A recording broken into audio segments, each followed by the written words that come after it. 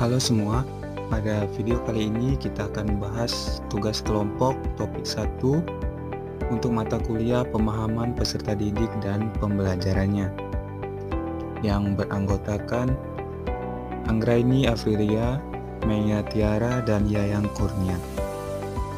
Untuk isi presentasi terdapat anggota kelompok, isi presentasi, isi kasus, pertanyaan, jawaban, penutup, dan tanya jawab. Pada kasus 1, bayangkan jika Anda adalah seorang guru matematika di kelas 7. Saat ini Anda hendak menyampaikan materi mengenai matematika sosial, yakni mencari nilai rata-rata atau MEAN. Untuk memudahkan peserta didik dalam memahami pembelajaran, Anda mencoba untuk membuat urutan atau langkah-langkah yang perlu diikuti oleh peserta didik agar dapat mencari nilai rata-rata pada sebuah soal. Anda meminta kepada peserta didik untuk mengerjakan soal yang Anda berikan.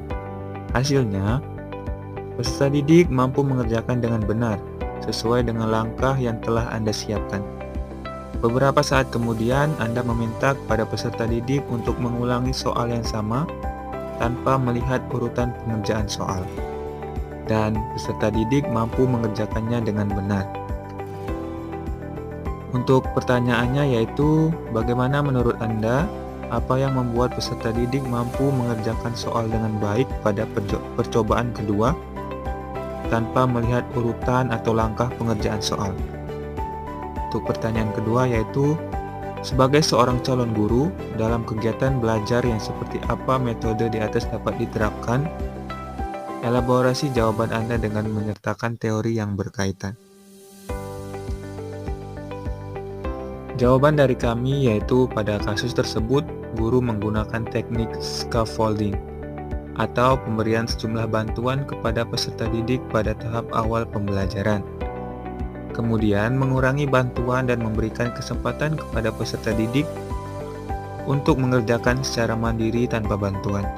Pada kasus di atas, peserta didik mampu mengerjakan soal dengan baik pada percobaan kedua tanpa melihat urutan, yaitu karena peserta didik telah memahami konsep dasar cara mencari nilai rata-rata atau MEAN dengan baik melalui bimbingan dari guru pada awal pembelajaran, yaitu dengan membuat langkah-langkah mencari nilai rata-rata, sehingga mereka dapat menerapkan konsep tersebut dalam mengerjakan soal matematika pada percobaan kedua secara mandiri. Hal ini sejalan dengan teori konstruktivisme sosial Vygotsky yang berbunyi, "What the child can do in cooperation today he can do alone tomorrow," yang artinya, apa yang dilakukan atau dipelajari anak hari ini dengan bekerja sama secara kelompok dapat dilakukannya secara mandiri pada masa yang akan datang. Menurut Suci tahun 2018.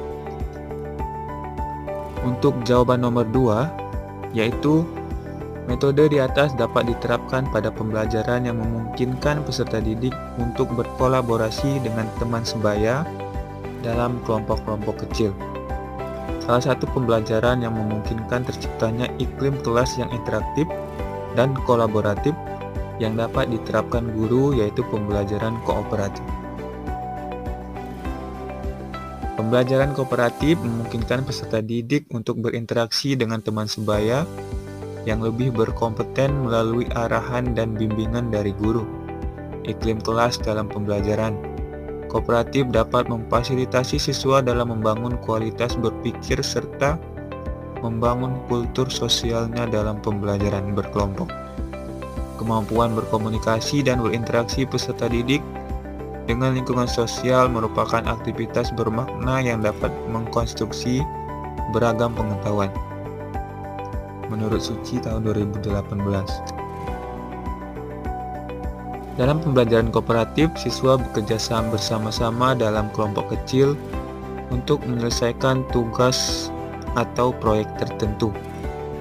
Hal ini dapat membantu siswa belajar lebih efektif karena mereka dapat saling membantu dan mendukung satu sama lain, serta memperoleh pengalaman bekerja dalam tim. Selain itu, metode pembelajaran berbasis masalah juga dapat diterapkan di luar kelas, seperti dalam kegiatan ekstrakurikuler atau proyek penelitian. Dalam metode ini, siswa diberikan masalah atau tantangan tertentu yang harus mereka selesaikan dengan cara mengumpulkan informasi dan menganalisis data. Dengan demikian, siswa tidak hanya belajar teori tetapi juga memperoleh pengalaman praktis dalam menyelesaikan masalah. Kasus nomor 2, yaitu Rina adalah seorang guru di kelas 1 SD. Sebagian besar peserta didiknya belum bisa berhitung dengan lancar. Rina sedang memikirkan cara yang tepat untuk membantu setiap peserta didik menyelesaikan tantangan belajarnya. Pertanyaannya itu, menurut Anda, apa yang dapat Rina lakukan untuk membantu peserta didiknya sesuai dengan tahapan perkembangan usia? Pertanyaan ke nomor 2, mengapa Anda menyarankan hal tersebut? Dan elaborasi jawaban Anda dengan menyertakan teori yang berkaitan. Jawaban dari kami yaitu Rina perlu memberikan lingkungan yang aman dan merangsang dengan melibatkan anak dalam aktivitas. Semisal, Rina dapat menggunakan media pembelajaran interaktif. Pembelajaran interaktif yang menarik dapat membuat siswa lebih fokus pada pembelajaran. Pembelajaran ini cocok untuk siswa SD terutama di kelas 1 karena dapat membantu siswa dalam memahami materi. Rina dapat membuat media dengan banyak menggunakan warna.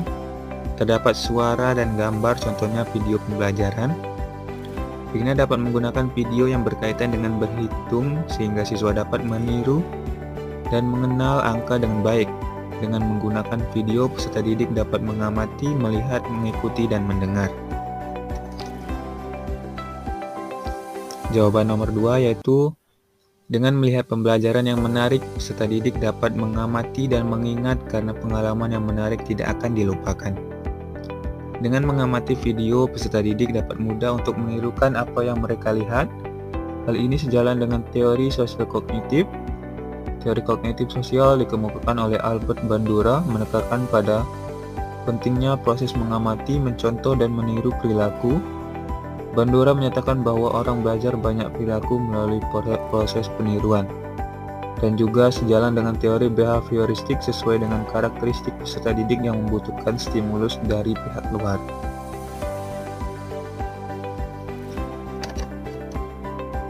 Untuk kasus nomor 3, Made adalah seorang guru yang mengajar di salah satu sekolah negeri wilayah Bali.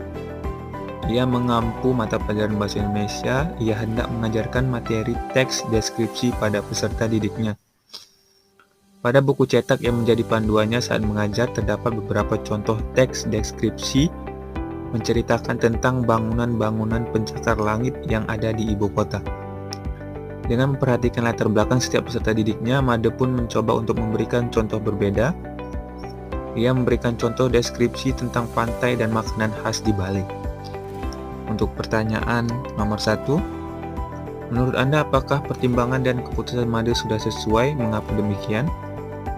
Pertanyaan nomor 2 yaitu prinsip apa yang Made gunakan dalam kasus tersebut? Dan elaborasi jawaban Anda dengan menyertakan teori yang berkaitan.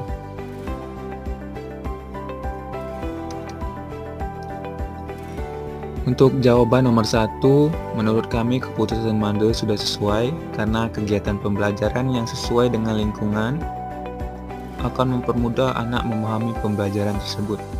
Dengan menggunakan teks deskripsi yang sesuai dengan keadaan lingkungan, bertujuan agar tujuan dari pembelajaran bahasa Indonesia tersebut tercapai pembelajaran berbasis lingkungan sekitar sekolah. Jadi salah satu upaya untuk meningkatkan kemampuan berpikir aktif dan kritis. Sehingga sejalan dengan pendapat Sevi Indra Gumilar dan Fadilah Triaulia di dalam buku Bahasa Indonesia bahwa kalimat deskripsi adalah kalimat yang menggambarkan sifat-sifat atau ciri-ciri khusus suatu benda. Sifat-sifat tersebut merujuk pada hal khusus yang terdapat ditangkap oleh panca indera, misalnya berupa ukuran besar kecil dan tinggi rendah.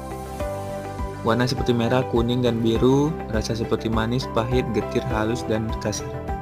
Dengan memberi teks deskripsi yang sesuai dengan lingkungan peserta didik, yaitu pantai dan makanan khas Bali, membuat peserta didik secara tidak langsung sudah paham dengan teks tersebut karena mereka sudah tahu lingkungan pantai menjadi tempat tinggal mereka. Untuk jawaban nomor 2, yaitu prinsip diterapkan oleh Made adalah prinsip relevansi dengan lingkungan siswa. Prinsip ini sejalan dengan teori konstruktivisme yang dikenalkan oleh Levi Vygotsky.